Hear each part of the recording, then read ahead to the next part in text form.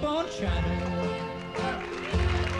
Shine on the one that's gone and proved untrue. Blue moon of Kentucky, keep on shining. Shine on the one that's gone and left me blue. It was on a moonlight night, the stars shining bright, when they whispered from on high, your love has said goodbye. Blue moon of Kentucky, keep on shining. Shine on the one that's gone and said goodbye. We got some stuff with some wood and some stuff, but I'm not telling you what it is. I'm not telling you what kind of wood it is. Chris, I took Chris, he was not supposed to tell me what they were getting today. I said it's some stuff with some paper and there's some wood and stuff, but I'm not telling you what kind of wood it is. I'm not going to tell you anything about this. Well, I'm not telling you, Papa, because it's your birthday and it's a surprise. Now he says, if a tree falls down, we're going to get a tree, and a tree falls down. If a tree falls, that's the way he's going. If a tree falls down, Papa, who are you going to get to help you? I said, I don't know, Chris. He said, I can help you. I can handle tools. I can handle tools. If a tree falls down, out of a clear blue sky. If one of your trees falls down, who are you going to get to help you? And I said, I don't know, Chris. He says, I can help you. I can handle tools.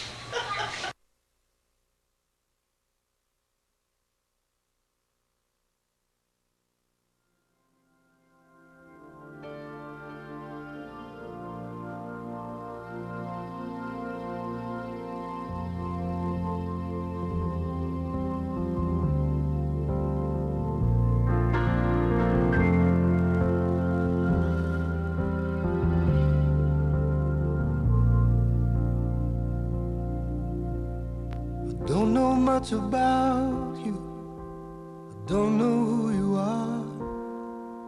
We've been doing fine without you, but we could only go so far. I don't know why you chose us, were you watching from above? Is there someone there that knows us, said we'd give you all our love?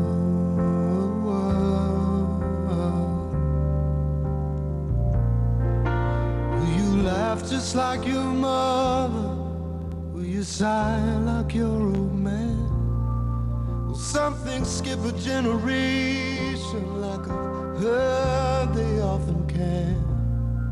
Are you a poet or a dancer, a devil or a clown, or a strange new combination of the things we've handed down?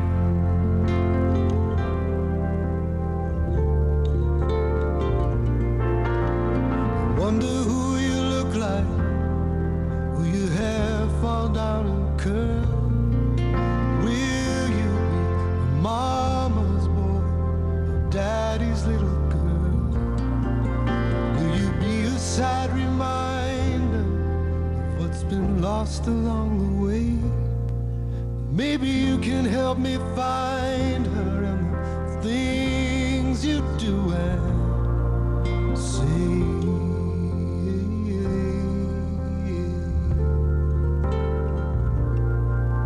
And these things that we have given you, they are not so easily found.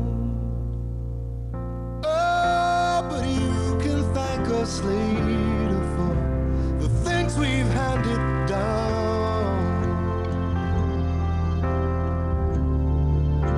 The things we've handed down, down, down, down, down, down.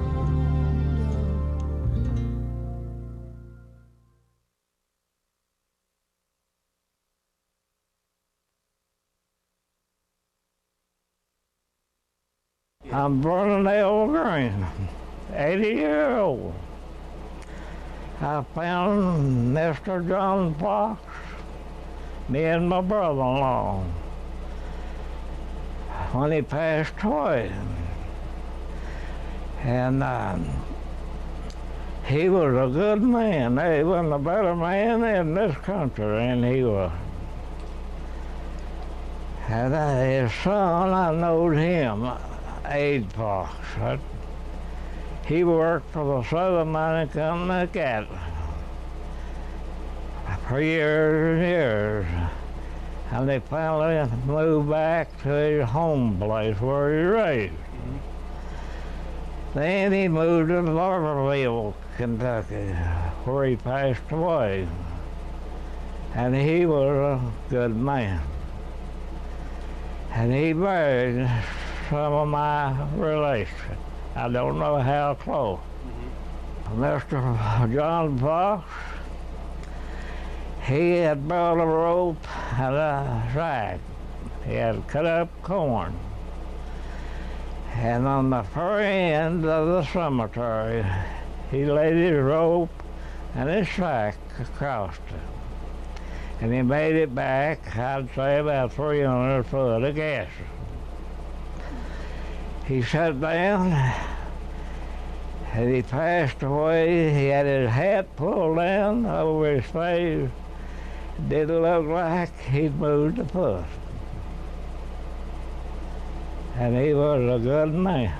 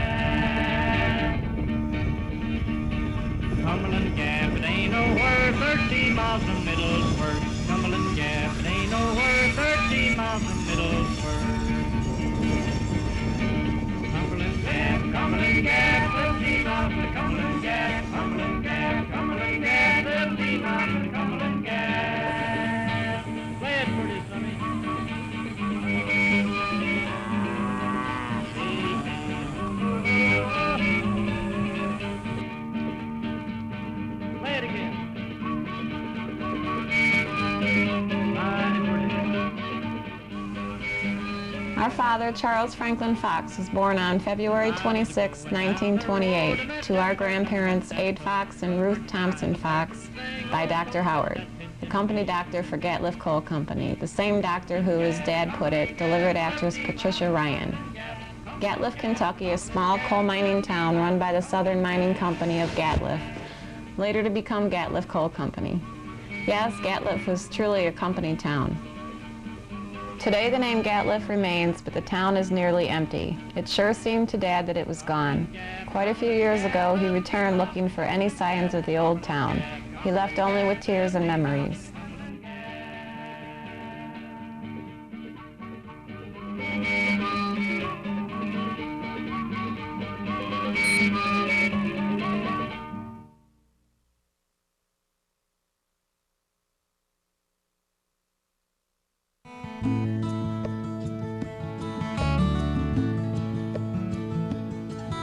The town that he was raised in is about 25 miles from Gatliff, a town called Barberville. Now this town still exists. So town should have burned down in 1929. They settled into this house, and here's Dad's family when he was in the 7th grade and Aunt Dolores was in the 6th grade. Grandma Ruth and Pop Pop with his 36 Chevy taken near Gatliff. And this is our Aunt Dolores, Martha Dolores Fox Valentine, taken in Barberville, a senior in high school. This is Aunt Glessie's place. Here's Aunt Glessie. And this is Pop Pop and our dad, taken in Barberville in 1954. And here's Grandma Ruth and Dad.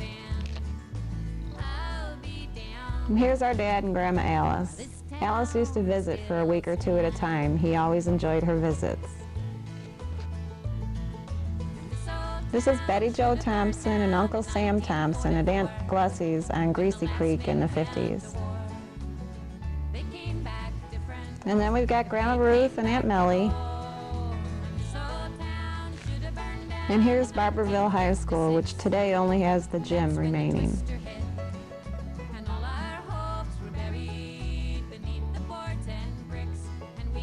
And here's Dad as a senior in high school. He played basketball and got a letter he was very proud of. Blue sweater, dark blue, letter B.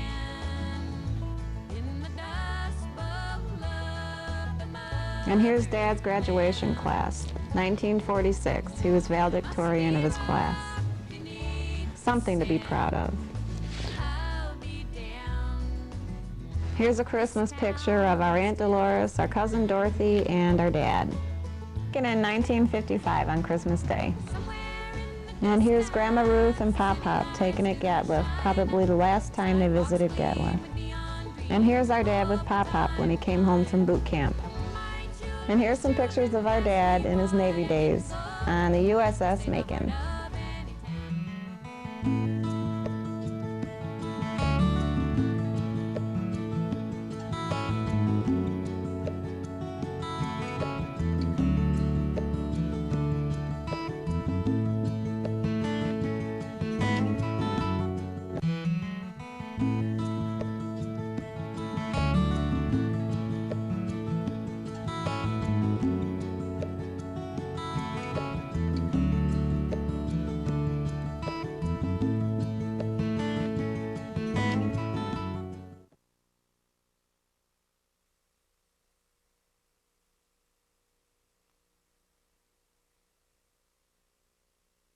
USS Macon. How many? And it was a heavy cruiser. We had about 1,000 people on the ship. When we got on board ship, he was smarter than everybody. And so they sent him off to a radar school for 6 months. And while he was gone for 6 months, all of us that were on board ship, we all elevated and we got became non-commissioned officers, all of us. And when Charlie came back from the 6 months radar school, he was still a seaman second class, and that like to kill his soul. And I think when we finally got out of the service, I think he was still a seaman second class. Well, when he came to Louisville, he started out as near nothing. Well, he worked down there at The AMP's bagman, I think. store, AMP. and he worked for little or nothing down there for Part-time.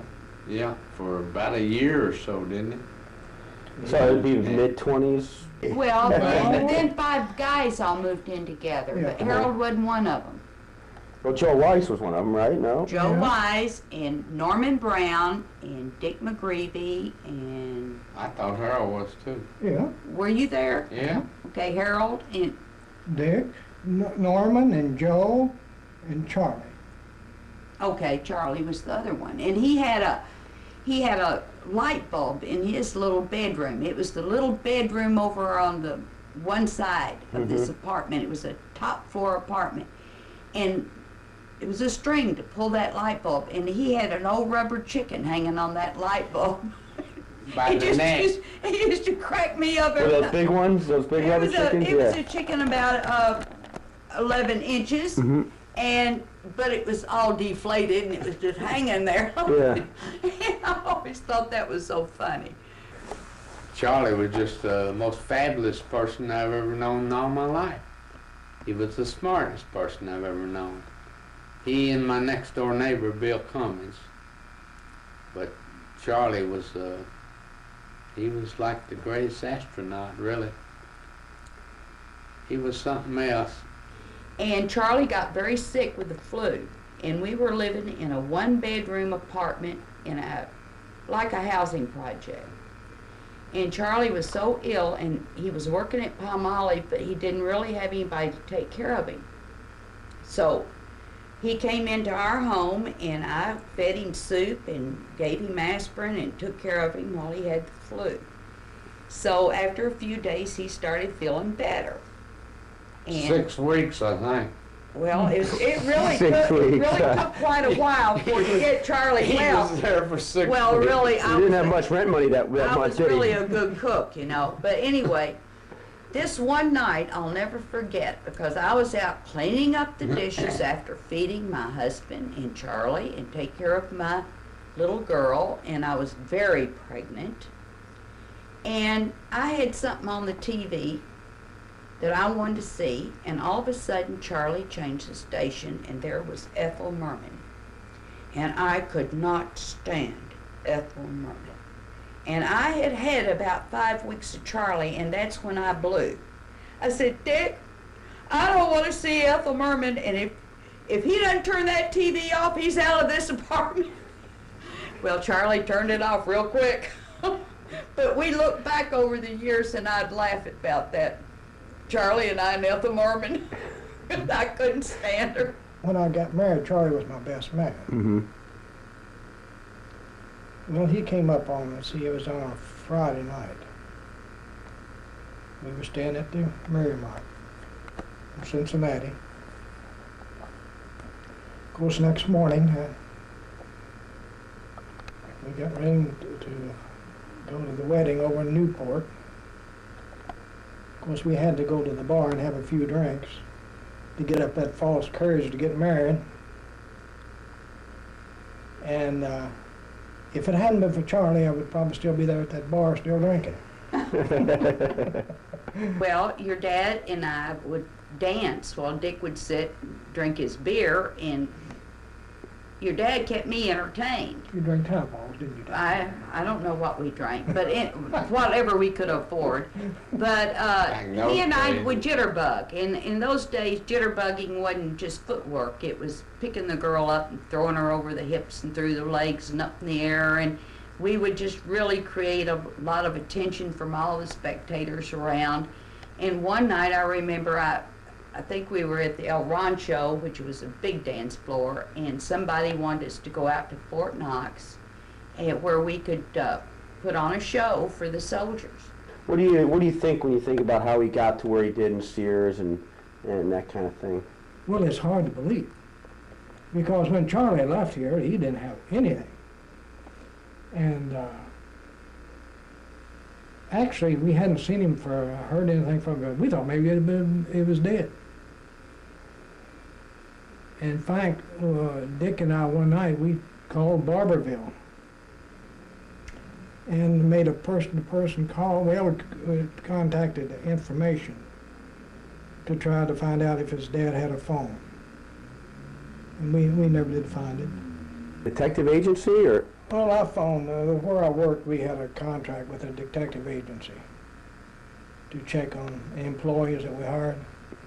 Well, I engaged them to check on Charlie, see what happened to him. And they gave me a pretty good report and told about all the things that he was involved in, who he was employed by, and gave us an outline of some of the scrapes he'd been in. Still couldn't find him, though, No, they couldn't find him. But I still got the report. If I find it someday, I'll give it to you. The next time you ran into him, did you tell him you were looking for him, or? Oh yeah, I let him. You tell him you had a report on him? I let him read it. Really? Yeah. He probably surprised by it a little himself, or? Well, I guess he was surprised we knew so much about him, see, for the length of time he had been gone. Yeah. We thought he was dead. Yeah, we actually thought he was dead. That's why We used to say, I wonder if we'll ever hear from Charlie Fox. And all of a sudden he showed up with a wife and 2 kids. Yeah.